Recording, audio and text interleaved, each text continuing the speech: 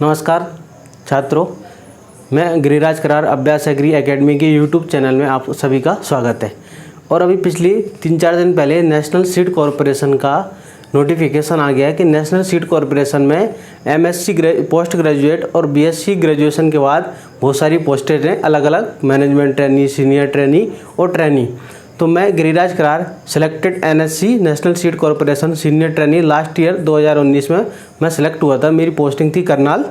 ठीक है, तो हम पढ़ते हैं कि एग्ज़ाम में नेशनल सीड कॉरपोरेशन के एग्ज़ाम में किस तरह के क्वेश्चन आते हैं। जो एमटी के एग्ज़ाम होता है उसमें किस तरह के क्वेश्चन आते हैं और सीनियर ट्रेनी और ट्रेनी के एग्ज़ाम में किस तरह से क्वेश्चन आते हैं। सभी में क्या होता है, अलग अलग ब्रांचेस वाइज हम फॉर्म भरते हैं। एक साथ 2 फॉर्म भर सकते हैं। सबसे इम्पोर्टेंट बात है कि एक साथ हम 2 फॉर्म भर सकते हैं, तो आप सभी एक साथ 2 फॉर्म भरना। तो जो मैनेजमेंट ट्रेनी है, जो या सीनियर ट्रेनी जिनको देना है एग्रीकल्चर, जिसमें एग्रोनॉमी, प्लांट ब्रीडिंग और सीड टेक्नोलॉजी मांगा है, तो उसमें प्लांट ब्रीडिंग के बहुत ही इंपॉर्टेंट क्वेश्चन आते हैं और प्लांट ब्रीडिंग की क्या कराती है, सिलेक्शन कराती है। ठीक है, तो आज हम प्लांट ब्रीडिंग का बहुत ही इंपॉर्टेंट टॉपिक पढ़ने वाले हैं। उसका नाम है सेल्फ इनकम्पटेबिलिटी। उसका नाम क्या है, सेल्फ इनकम्पटेबिलिटी। हिंदी में कहते हैं स्व अनिश्चितता। क्या कहते हैं, स्व अनिश्चितता कहते हैं। ठीक है, तो आइए देखते हैं कि सेल्फ इनकम्पटेबिलिटी क्या होती है, या फिर इसको कहते हैं शॉर्ट में एसआई क्या होती है। ठीक है, सेल्फ इनकम्पटेबिलिटी जो टर्म है, सेल्फ इनकम्पटेबिलिटी टर्म किसके द्वारा दी गई, स्टोट के द्वारा। सेल्फ इनकम्पटेबिलिटी टर्म स्टोट के द्वारा 1917 में दी गई। स्टोट के द्वारा 1917 में दी गई। आपसे पूछेंगे डिस्कवरी कि सेल्फ इनकम्पटेबिलिटी की डिस्कवरी किसके द्वारा की गई है, तो आंसर है कोल रियूटर। किसके द्वारा की गई है, Koelreuter in 18th century. First reported in किस प्लांट के अंदर, वर्बेसिकम फोइनिकम प्लांट के अंदर सेल्फ इनकम्पटेबिलिटी की क्या की गई है, डिस्कवरी की गई है, या फिर सेल्फ इनकम्पटेबिलिटी को सबसे पहले इस प्लांट के अंदर देखा गया है या रिपोर्टेड किया गया है। अब हम देखते हैं कि सेल्फ इनकम्पटेबिलिटी की डेफिनेशन क्या होती है। ठीक है, देखो सेल्फ इनकम्पटेबिलिटी मीन्स जो प्लांट होता है उस प्लांट में अगर वो खुद के पोलन ग्रेन के साथ पोलिनेट नहीं कर पाता। पोलन ग्रेन तो ठीक होते हैं, प्लांट के अंदर पोलन ग्रेन फंक्शनल होते हैं, लेकिन plant on functional pollen grain के साथ, खुद के पोलन ग्रेन के साथ सेल्फ पोलिनेशन नहीं होता, बट प्लांट क्रॉस पोलिनेशन कर सकता है। प्लांट में सेल्फ पोलिनेशन नहीं होता, क्या कर सकता है, क्रॉस पोलिनेशन कर सकता है। इसे क्या कहते हैं, हम सेल्फ इनकम्पटेबिलिटी कहते हैं। देखो, if A plant does not set seed when pollinated with own functional pollen grain, अगर हम प्लांट को उसके खुद के पोलन ग्रेन के साथ पोलिनेट कराते हैं, अगर प्लांट को या प्लांट का पोलिनेशन कैसा होता है, सेल्फ पोलिनेशन, तो प्लांट में क्या सीड का फॉर्मेशन नहीं होता, मीन्स प्लांट में सेल्फ पोलिनेशन नहीं होता। But plant exhibit normal seed setting when cross pollen, अगर हम प्लांट में क्रॉस पोलिनेशन कराते हैं तो क्या होगा, क्रॉस पोलिनेशन कराते हैं तो सीड का फॉर्मेशन आ जाता है। मीन्स प्लांट में क्या होता है, पोलन ग्रेन तो फंक्शनल होते हैं लेकिन सेल्फ पोलिनेशन नहीं कर पाता।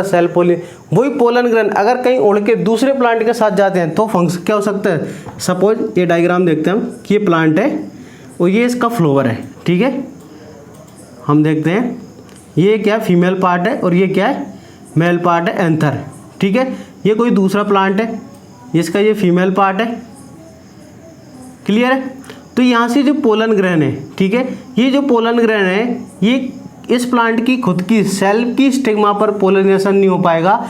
ये प्लांट पोलिनेशन होगा तो क्या होगा, जर्मिनेशन नहीं होगा। मीन्स सेल्फ पोलिनेशन से क्या नहीं होगा, सेल्फ पोलिनेशन से सीड का फॉर्मेशन नहीं होगा। अगर ये पोलन ग्रेन हवा में उड़ के किसी दूसरे प्लांट की स्टिग्मा पर जाते हैं तो नॉर्मली क्या हो जाएगा, सीड का फॉर्मेशन हो जाएगा। इसी को क्या कहते हैं हम, सेल्फ पोलिनेशन कहते हैं। इसी को क्या कहते हैं, सेल्फ इनकम्पटेबिलिटी कहते हैं। इसी को क्या कहते हैं। ठीक है, दूसरी डेफिनेशन लिखिए कि SI refers to inability of a plant with functional pollen to set seed when self pollination. Means plant self functional pollen grain के साथ जब हम स्वपरागण या सेल्फ पोलिनेशन होता है तो प्लांट में क्या नहीं होता, सीड का फॉर्मेशन नहीं होता है। इसी को क्या कहते हैं हम, सेल्फ इनकम्पटेबिलिटी कहते हैं। आसान भाषा में क्या होता है कि पादप जो सक्रिय परागकण होते हैं, सक्रिय परागकण के साथ सेल्फ पोलिनेशन कराने पर बीज का निर्माण नहीं होता है। उसे क्या कहते हैं, सेल्फ इनकम्पटेबिलिटी के क्या कहते हैं, सेल्फ इनकम्पटेबिलिटी कहते हैं या एसआई कहते हैं। Inability of a plant with functional pollen to set seed when self pollination means inability, यार प्लांट में वो क्षमता नहीं होती कि वो सेल्फ पोलिनेशन से सीड का फॉर्मेशन कर सके। इसी को क्या कहते हैं हम? सेल्फ इनकम्पेटिबिलिटी कहते हैं। अब हम इसके इंपॉर्टेंट फीचर्स की बात करते हैं कि सेल्फ इनकम्पेटिबिलिटी के क्या क्या इंपॉर्टेंट फीचर्स होते हैं। ठीक है, आइए देखते हैं कि सेल्फ इनकम्पेटिबिलिटी के क्या क्या इंपॉर्टेंट फीचर्स होते हैं। तो यहाँ पर लिखे हैं कि जो सेल्फ इनकम्पेटिबिलिटी होती है एक इंपॉर्टेंट आउटब्रीडिंग मैकेनिज्म है। एग्जाम में पूछेंगे कि सेल्फ इनकम्पेटिबिलिटी इनब्रीडिंग की मैकेनिज्म होती है या फिर आउटब्रीडिंग की मैकेनिज्म होती है। तो आपको बताना है कि सेल्फ इनकम्पेटिबिलिटी किसकी मैकेनिज्म होती है? सेल्फ इनकम्पेटिबिलिटी एक आउटब्रीडिंग मैकेनिज्म होती है। आउटब्रीडिंग का मतलब एलोगैमी या फिर क्रॉस पोलिनेशन को बढ़ावा देने वाली। आउटब्रीडिंग का मतलब एलोगैमी या फिर इसको कहते हैं क्रॉस पोलिनेशन को बढ़ावा देने वाली एक मैकेनिज्म होती है। मीन्स ये क्रॉस पोलिनेशन को क्या करती है? प्रमोट करती है और सेल्फ पोलिनेशन को प्रिवेंट करती है, रोकती है। अगर क्रॉस पोलिनेशन को अगर बढ़ाती है तो क्या होगा? क्रॉस पोलिनेशन को बढ़ाएगी तो क्या होगा कि हेट्रोजाइगोसिटी बढ़ेगी और होमोजाइगोसिटी कम होगी। तो ये हमने लिखा है अगर क्रॉस पोलिनेशन होगा तो क्या होगा?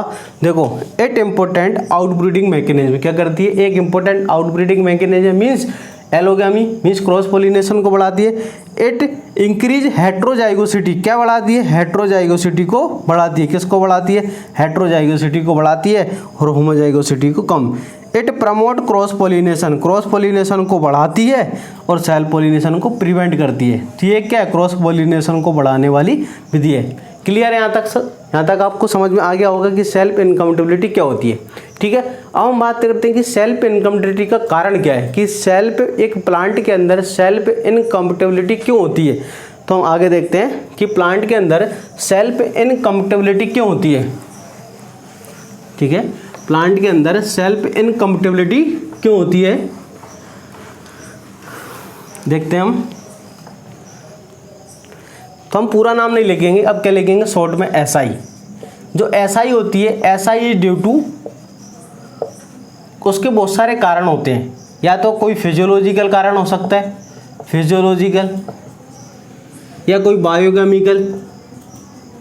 बायोकेमिकल या जेनेटिक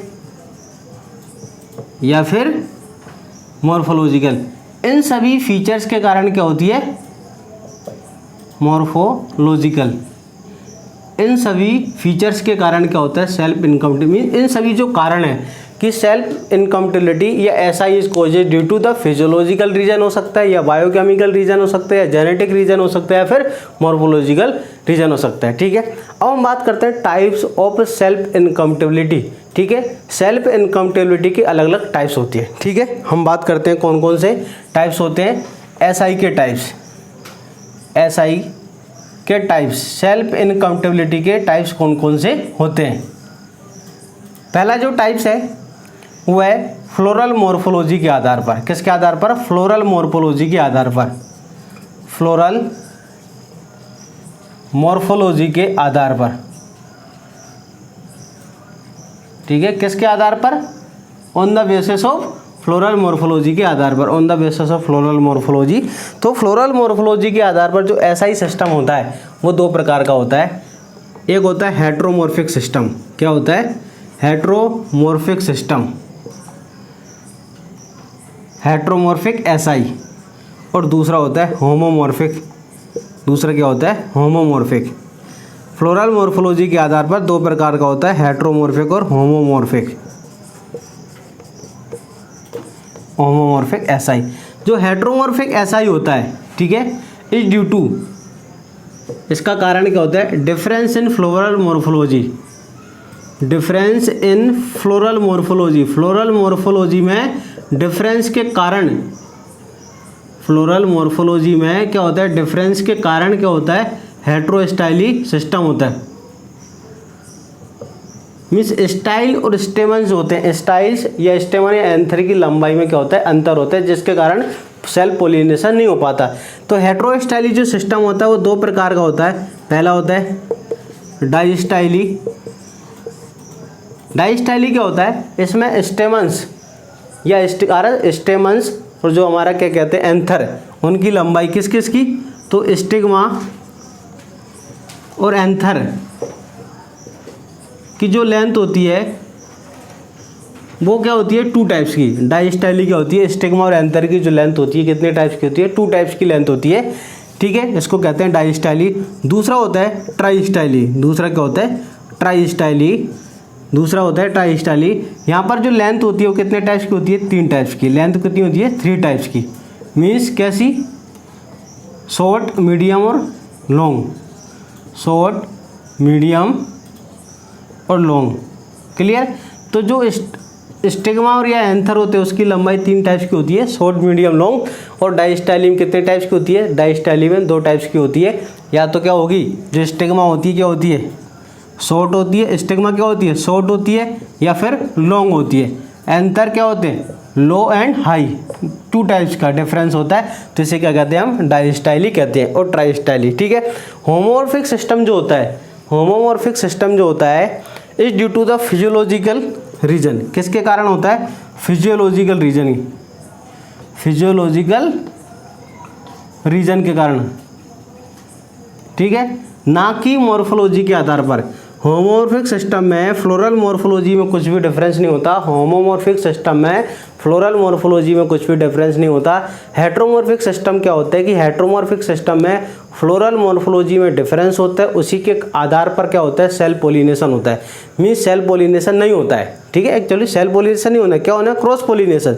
सेल्फ इनकम्पेटिबिलिटी क्या है कि सेल्फ को रोकना है और क्रॉस को बढ़ाना है। तो फ्लोरल मॉर्फोलॉजी के आधार पर, अगर on the basis of floral morphology की बात करें, अगर फ्लोरल मॉर्फोलॉजी में डिफरेंस होता है तो मीन्स स्टिग्मा जो हमने लिखा है यहाँ पर, स्टिग्मा और एंथर की लंबाई में अगर अलग अलग होगी, दोनों की लंबाई अगर बराबर नहीं होगी तो सेल्फ पोलिनेशन नहीं होता है। क्या होता है? क्रॉस पोलिनेशन होता है। तो हेट्रोमॉर्फिक सिस्टम वही होता है कि डिफरेंस इन फ्लोरल मॉर्फोलॉजी। अगर फ्लोरल मॉर्फोलॉजी के आधार पर SI होती है तो इसे हम कहते हैं हेट्रोमॉर्फिक। 2 टाइप्स की होती है, डाइस्टाइली और ट्राइस्टाइली।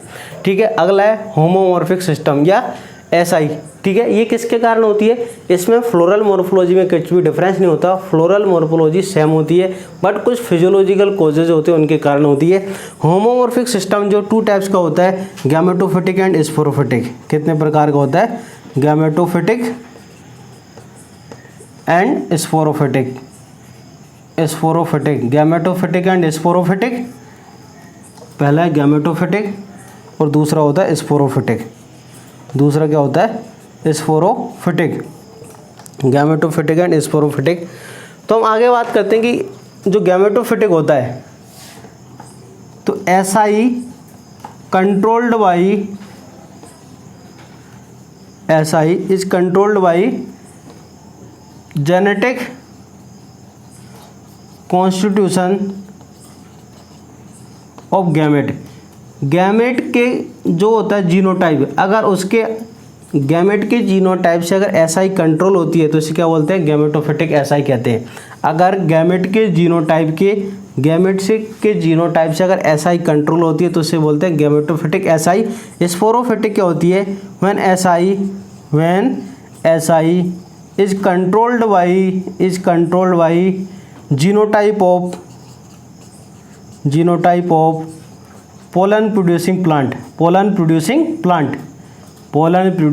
प्लांट। अगर प्लांट के जीनोटाइप से SI कंट्रोल होती है तो इसे क्या कहते हैं? हम स्पोरोफिटिक कहते हैं। अगर प्लांट के जीनोटाइप से अगर SI कंट्रोल होती है तो इसे क्या कहते हैं हम? इसे क्या कहते हैं हम? स्पोरोफिटिक कहते हैं। अगर किससे?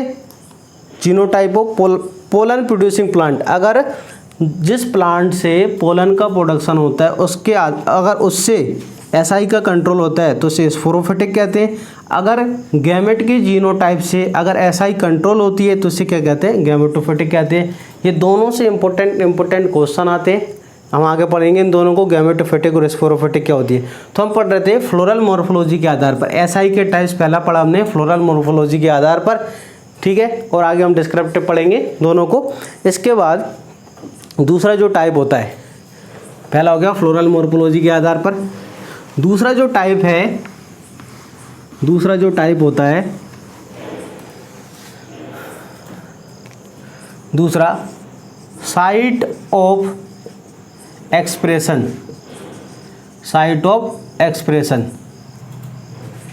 मीन्स जीन कहाँ पर एक्सप्रेस करती है? Site of expression.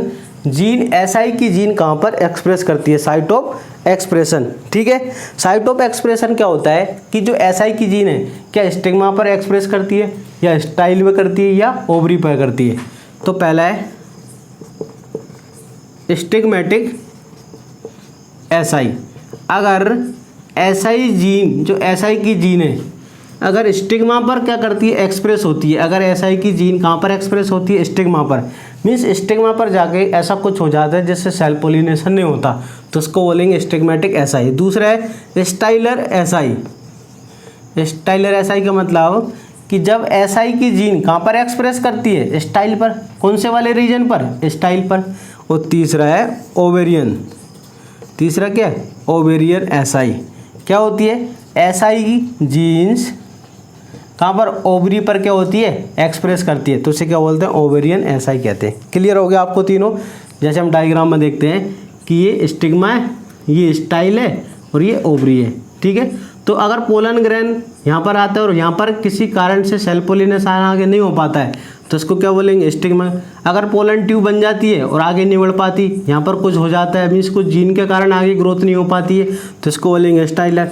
अगर ये पोलन ट्यूब यहाँ तक आ जाती है लेकिन आगे फर्टिलाइजेशन नहीं हो पाता है, तो इसे कहते हैं ओवेरियन एसआई। ठीक है, दूसरा टाइप पढ़ लिया हमने। तीसरा पढ़ेंगे हम जीन इन्वॉल्व के आधार पर। किसके आधार पर, कि कितनी जीन इन्वॉल्व होती है एसआई में, कितनी जीन इन्वॉल्व होती है एसआई में, कितनी जीन इन्वॉल्व होती है, तो उसके आधार पर पढ़ेंगे हम एसआई में। तीसरा है gene involve, gene involve.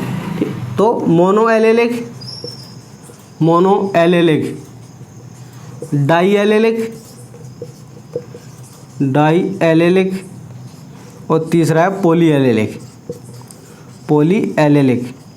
SI gene involve के आधार पर थी। अगर एसआई का कंट्रोल सिंगल जीन करती है, वन जीन, तो इसे क्या कहेंगे हम, मोनो एलेलिक। अगर एसआई का कंट्रोल टू जीन करती है तो इसे डाई एलेलिक। अगर एसआई का कंट्रोल टू एलील करती है, टू जीन करती है, डाई एलेलिक। अगर मोर देन टू, अगर एसआई का control more than two gene करती है, तो इसे क्या कहेंगे हम, पॉली एलेलिक एसआई कहते हैं। क्लियर है। हम पढ़ रहे हैं एसआई के टाइप। तीसरा टाइप था जीन इन्वॉल्व के आधार पर, mono allelic, di allelic, poly allelic. ठीक है, अब एक और पढ़ेंगे किसके आधार पर, पोलन साइटोलॉजी के आधार पर। किसके आधार पर, पोलन साइटोलॉजी के आधार पर। पोलन साइटोलॉजी के आधार पर एसआई के टाइप बायोन्यूक्लिएटेड और ट्राइन्यूक्लिएटेड। पोलन साइटोलॉजी के आधार पर दो प्रकार का होता है पोलन साइटोलॉजी। पोलन साइटोलॉजी के आधार पर एसआई कितने टाइप्स का होता है, टू टाइप। एक होता है बायोन्यूक्लिएटेड और दूसरा होता है ट्राइन्यूक्लिएटेड। पोलन साइटोलॉजी के आधार पर एसआई कितना टाइप्स का होता है, टू टाइप्स का।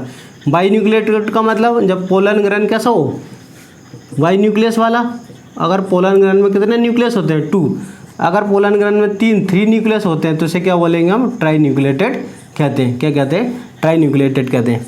तो आप सभी को यहाँ तक क्लियर हुआ होगा कि एसआई के कितने टाइप्स होते हैं, कितने प्रकार की होती है।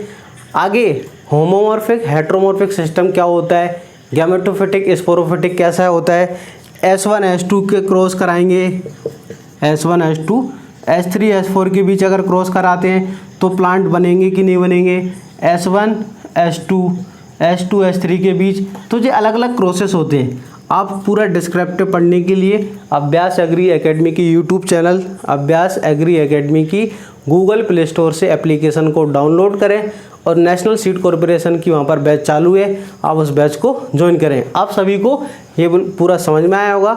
आपको करना क्या है, अभ्यास एग्री एकेडमी की अभ्यास एग्री एकेडमी क्या करना है, इसकी एप्लीकेशन डाउनलोड करना है गूगल प्ले स्टोर से।